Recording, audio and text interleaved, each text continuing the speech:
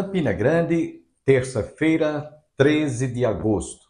Hoje comemora-se o Dia do Pensamento, Dia do Encarcerado e também o Dia do Economista. Parabenizamos a todos pela celebração do seu dia, mas em especial a todos os encarcerados, aqueles que estão cumprindo pena nos presídios, que certamente o Senhor tem uma mensagem para o seu coração. Até porque Jesus disse que o Filho do Homem veio buscar e salvar o que estava perdido. Os sãos não precisam de médicos, disse Jesus, e sim os doentes.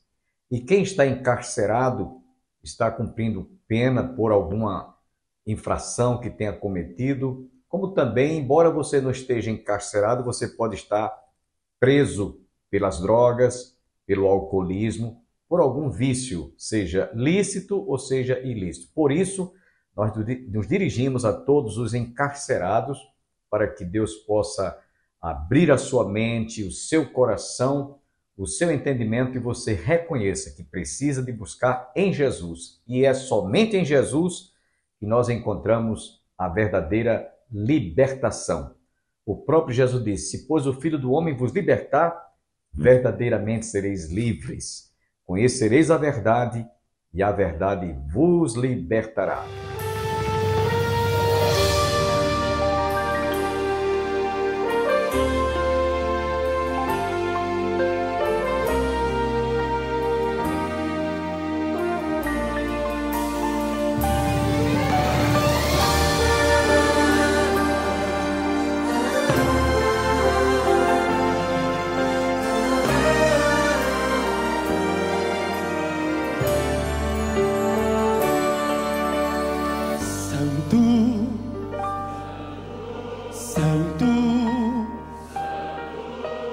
Santo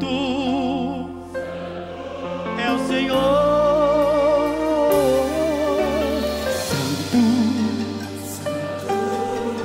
Santo, Santo é o Senhor. Pois tu fizeste o céu e a terra, as estrelas fizeste o mar, também fizeste o homem a sua criação.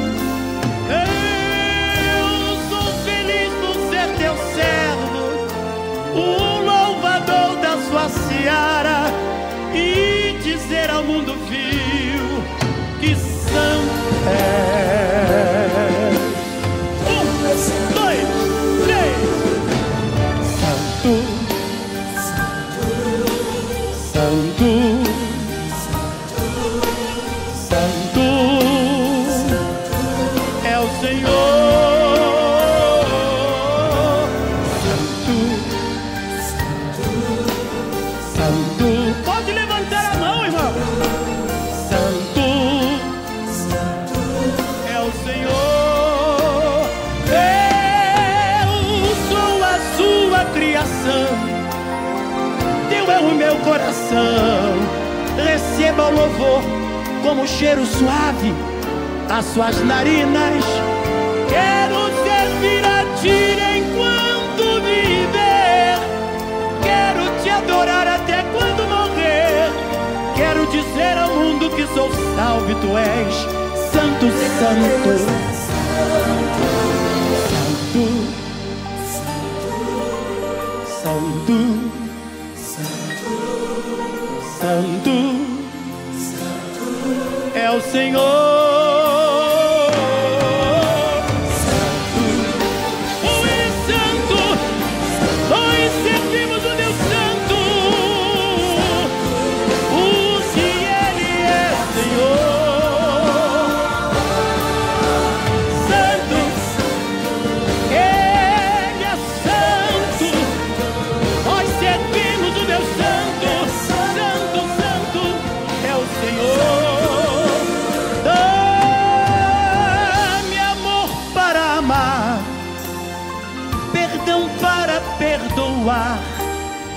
Fôlego para dizer que tu és santo. Arranca o desamor do meu coração. quero ser simples e amar o meu irmão, e dizer ao mundo em tribulação que tu és santo, santo, santo, tu és santo. Os anjos dizem santo, santo, santo é o Senhor. Oh, como Ele é santo! Os anjos dizem santo, os anciãos falam santo, a igreja santo, santo, porque Ele é Senhor.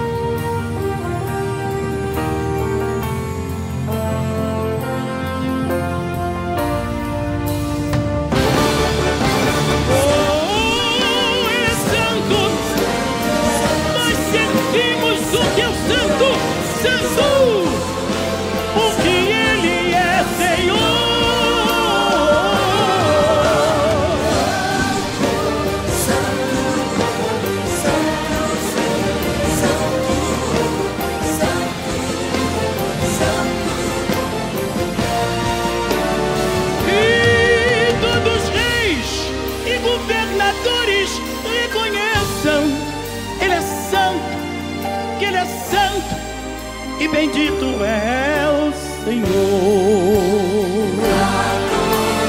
para sempre santo é Senhor.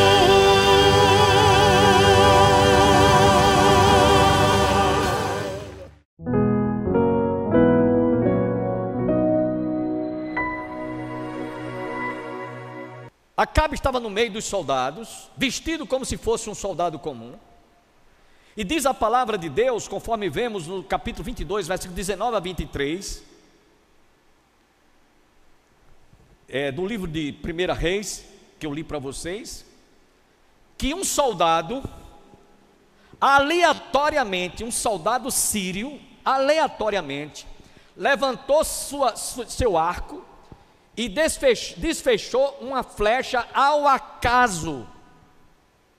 Ao acaso, não fez pontaria para atingir o rei Acabe, mas o alvo daquela flecha, que foi guiada por Deus, era exatamente o rei Acabe, e ele foi atingido mortalmente. Ele pediu para que o seu escudeiro o retirasse de lá. Retirai-me daqui porque eu estou atingido mortalmente. E ele saiu perdeu muito sangue e morreu. Por que eu estou contando essa história? É porque o rei Acabe deixou de acreditar na verdade de um único profeta chamado Micaías, a acreditar em 400 mentirosos que estavam proclamando algo que não era verdade. Sabe, irmãos, quantas vezes você e eu faltamos com a verdade e vamos pagar um preço, às vezes pagamos até com a própria vida.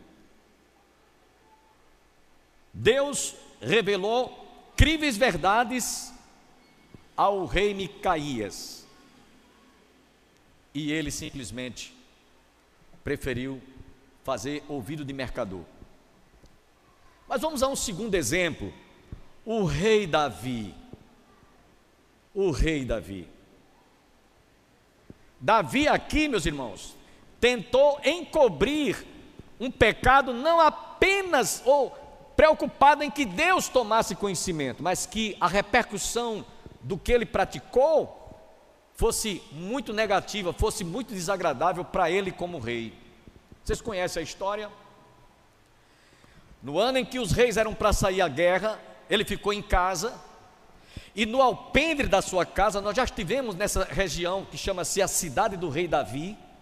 A cidade do rei Davi é no alto, e lá embaixo tem muitas casas em declives, e possivelmente ele estava lá no seu palácio, no alpendre, no ano em que os reis eram para sair para a guerra. Ele ficou lá no seu palácio, andando de um lado para o outro, e de lá ele viu uma mulher chamada Batseba, e essa mulher estava tomando banho, despida, e ele desejou aquela mulher. ele cobiçou, a concupiscência dos olhos desejou ele deitar-se com aquela mulher. Procurou saber quem era esta mulher. E disseram: é a mulher de Urias. E Urias estava na guerra, lutando por Israel. E o que é que aconteceu? Ele disse: já que ele está na guerra e ela está sozinha, mandou chamá-la, deitou-se com ela, coabitou com ela, e ela disse: estou grávida. E esse menino não é de Urias, não, esse menino é seu. Esse menino é seu. Ele não tinha como esconder. Por isso que eu disse a vocês, uma mentira lhe obriga a criar uma segunda, uma terceira, uma quarta, e não tem reticências aqui. O que é que ele fez? Mandou Joabe trazer Urias, voltar para sua casa. E Urias veio.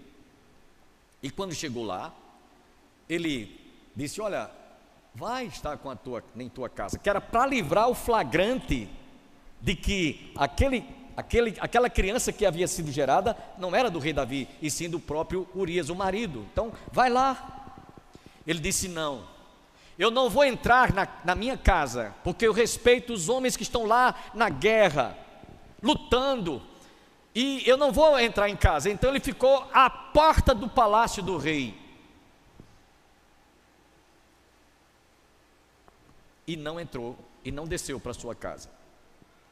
Depois ele chamou, disse: olha, deu alguns presentes a ele, está lá no livro de 1 Reis, deu alguns presentes a ele: vai te deitar, vai em casa. E ele insistiu: não vou. Depois disse: vem aqui no meu palácio, você já está aqui, à porta da minha casa, entra. E deu vinho, para que ele ficasse embriagado e tivesse, portanto, a falta de conscientização de que não, como ele tinha proposto, não entrar em casa. Como ele estava embriagado com vinho, ainda assim mesmo ele disse: eu não vou para casa, vou ficar aqui. Como ele viu que não tinha mais alternativa nenhuma, esgotou a primeira, a segunda e a terceira trama que ele estava criando contra o próprio Urias, ele disse: então, você volta, leva essa carta aqui, olha aqui uma carta. E não sabia Urias que aquela carta era um atestado de óbito. Atestado esse que dizia: olha, Joabe, coloca ele no lugar mais perigoso, que seja fatalmente atingido, para que este homem, em outras palavras, ele seja atingido mortalmente, fatalmente. E o pobre do Urias levou a carta, que era um atestado de óbito, dele próprio ser morto. E assim foi feito. Voltou, Joabe obedeceu a ordem do rei Davi, e Urias foi atingido mortalmente. E quando ele morreu, o rei Acabe tomou conhecimento e disse: olha, não pense que isso foi um prejuízo, que isso foi algo que realmente trouxe qualquer constrangimento para nós, de Urias ter morrido, porque essa era a intenção. Davi era o autor intelectual daquele crime. Aliás, ele cometeu dois grandes pecados: adultério e autor intelectual do crime de ter planejado a morte de Urias. E aí, Davi, aos seus próprios olhos, estava tudo numa boa. Os seus súditos, ninguém estava sabendo de tudo que ele fez encoberto, tudo oculto. Davi, para ele, aquilo tudo era uma mentira incrível. Incrível. Só ele sabia. Ninguém mais debaixo dos céus estava sabendo. Mas Deus vai e manda o profeta Natã. É por isso que nós denominamos esta palavra de Provérbios capítulo 28, versículo 13: o quem cobre as suas transgressões jamais prosperará, porém o que as confessa e deixa alcança misericórdia. Alcança misericórdia. E aí, meus irmãos, Deus manda o profeta Natã chegar lá na casa do rei Davi e contar aquela parábola, Um certo homem tinha um rebanho de ovelhas, de gado e muitas ovelhas, e o seu vizinho tinha apenas uma ovelhinha, uma única. E o homem que tinha muitas ovelhas, muito rico, recebeu convidados, visitantes, que fossem familiares, que fossem amigos que vieram de longe, e ele, com pena de tirar uma ovelha do seu rebanho, pegou aquela única ovelhinha que tinha, aquele homem que tinha uma única ovelhinha, matou, fez um churrasco e se banqueteou. Davi, quando viu essa história, ficou irado, ele ficou furioso, e o próprio Davi deu uma sentença para aquele que fez tal ato: ele é digno de ser morto, quem fez isso. O profeta Natã apontou o dedo ristemente no nariz dele, eu acredito que bem assim, esfregando no nariz dele, disse: esse homem foi você, você fez isso, você cometeu adultério e cometeu um crime para encobrir o pecado de adultério. Trazendo isso para o sermão, para o título desse sermão: você preferiu não acreditar na verdade para dar crédito a uma incrível mentira que você tentou pregar para todo mundo acreditar na sua versão, nas suas palavras, e não condená-lo, não culpá-lo como sendo um homem que tinha cometido tal ato, tal crime. Mas, meus irmãos, o próprio profeta Natã, ao ouvir isso dos lábios dele, disse: olha, o sangue não se apartará da tua casa. O que você fez às ocultas, debaixo dos panos, o que você fez e jogou para debaixo do tapete, vai ser feito publicamente aos olhos do sol, à vista de todos, à luz do dia, à luz do sol, e você não vai ter como ocultar isso. E sabe qual foram as consequências desse pecado oculto do rei Davi? Houve incesto na sua casa. Aminon, que era irmão de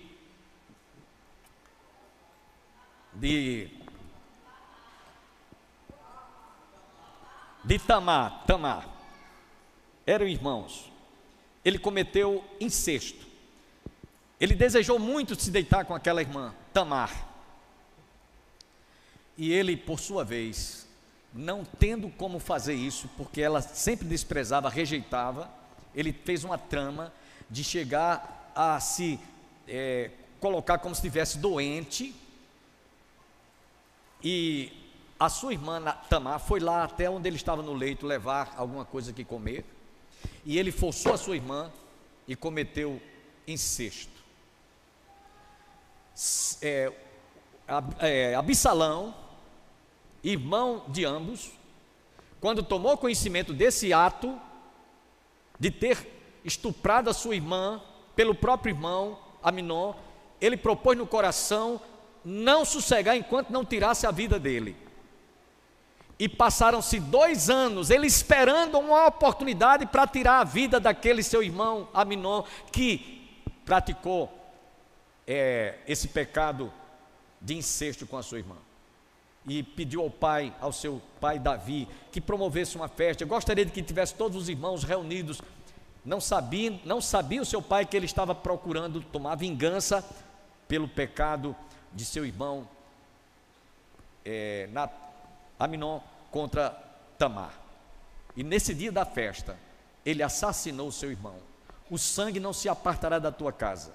O próprio Absalão usurpou, está no lugar do seu pai, usurpou o reino. Então veja quantas coisas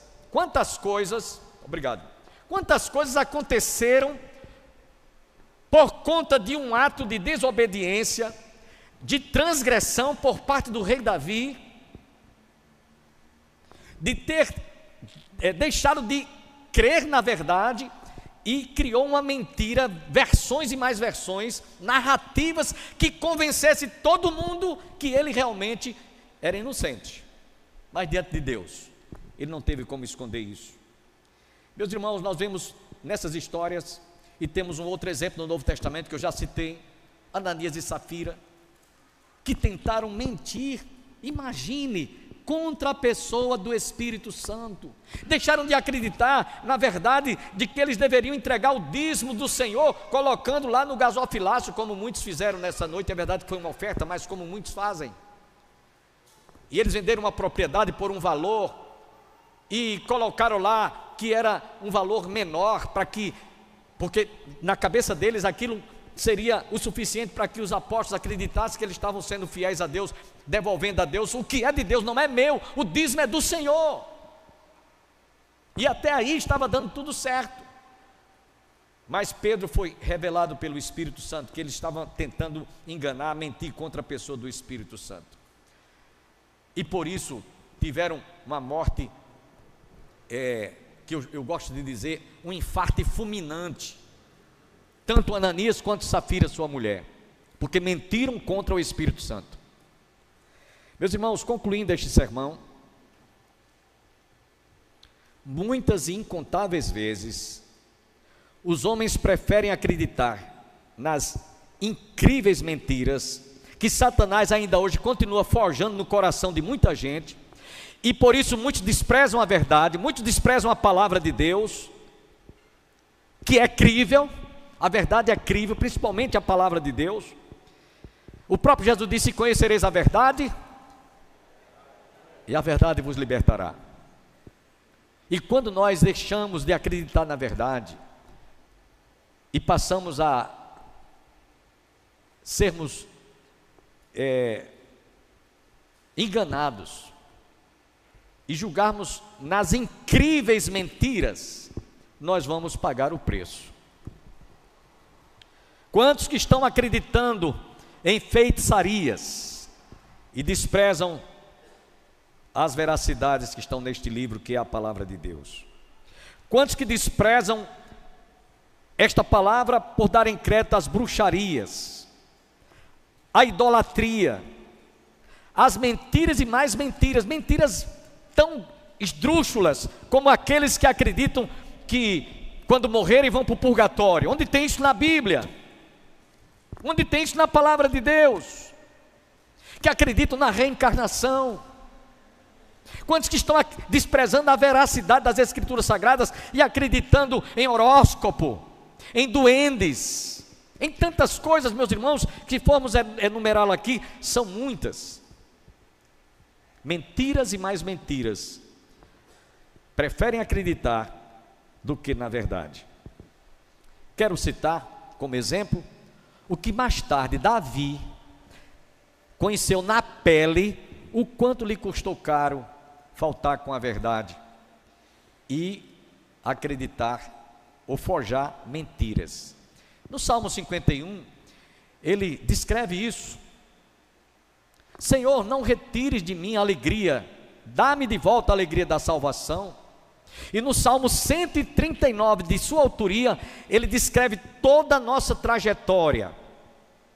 Senhor, tu sondas e me conheces, sabes quando me assento e quando me levanto, de longe penetras os meus pensamentos, me cerca por trás e por diante.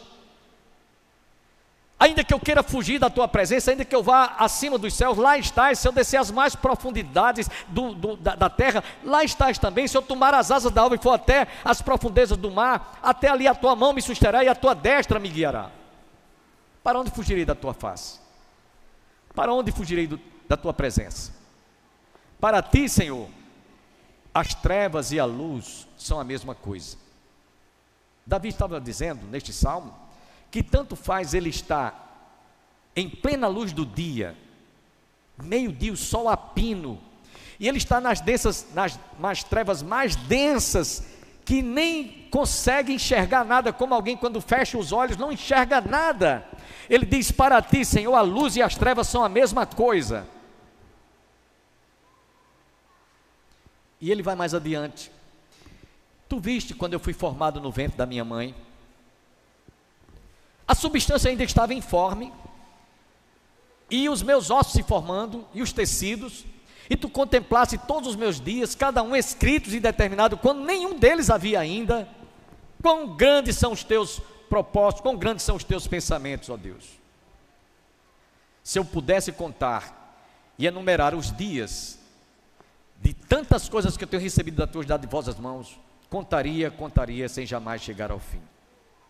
Esse Salmo 139, que por sinal é o meu salmo predileto, nos revela, meus irmãos, que não adianta você fazer nada escondido, ainda que seja da sua mulher, do seu marido, do seu pai, da sua mãe, porque você não consegue fazer nada escondido às ocultas aos olhos de Deus. Eu quero terminar contando uma ilustração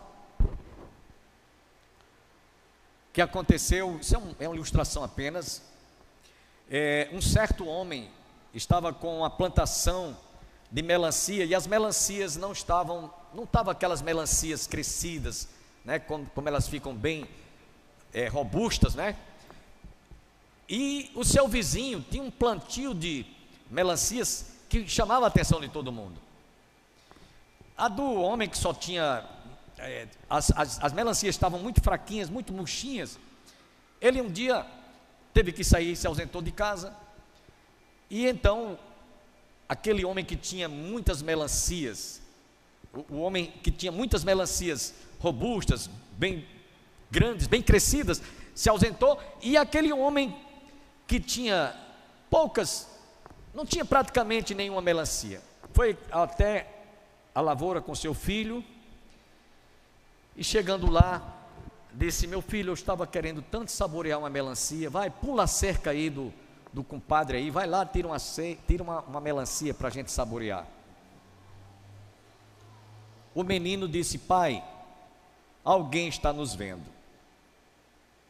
Ele disse: não, meu filho, seu fulano saiu, foi ao centro, não tem ninguém em casa, o caseiro não está em casa, não tem ninguém, vai lá, pula a cerca, tira uma melancia. E ele olhou para trás, olhou diante, olhou para ali, olhou para tudo que é de canto, e disse: não tem ninguém, meu filho, vai, pula a cerca, traz uma melancia dessa para a gente saborear, as nossas melancias estão muito fracas, não tem nenhuma boa quanto essa. E ele disse: meu pai, o senhor olhou para frente, olhou de lado, para a esquerda, para a direita, olhou para trás, mas o senhor esqueceu de olhar para cima, meu pai. Deus está vendo. Deus está vendo.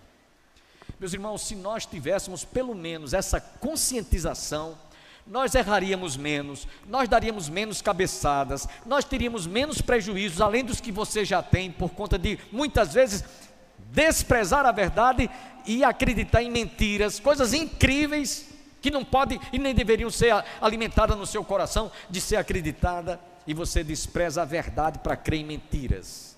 Então, nesta noite, saia daqui sentindo quantos prejuízos você já sofreu, quantos você poderá evitar se você falar a verdade, conforme o próprio Jesus disse: e conhecereis a verdade, e a verdade vos libertará. Se o Filho do Homem vos libertar, verdadeiramente sereis livres. Agradecemos a todos quantos estiveram conosco e esperamos em Deus que a palavra que nós ministramos fique gravada na sua mente e no seu coração.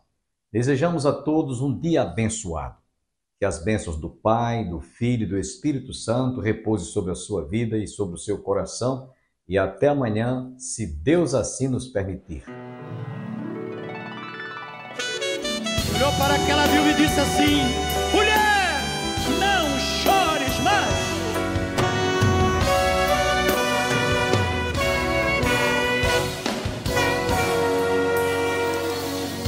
Há uma alegria em minha alma, por isso eu canto.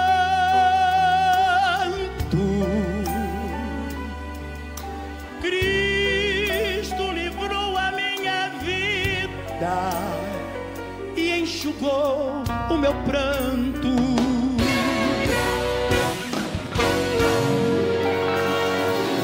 Hoje a minha alma agradece pela morte na cruz. Quantos agradecem? Só os agradecem. E a coroa de espinhos que puseram em Jesus.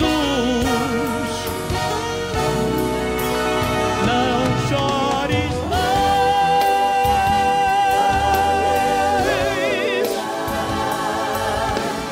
não chores mais.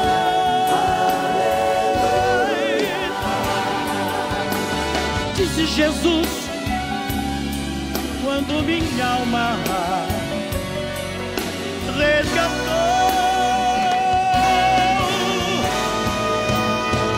Não chores mais, não chores mais. Me deu razões, ele disse: sou o teu Deus. Depois o teu amparo, e depois teu sirabaxeira caramamamagarovexio.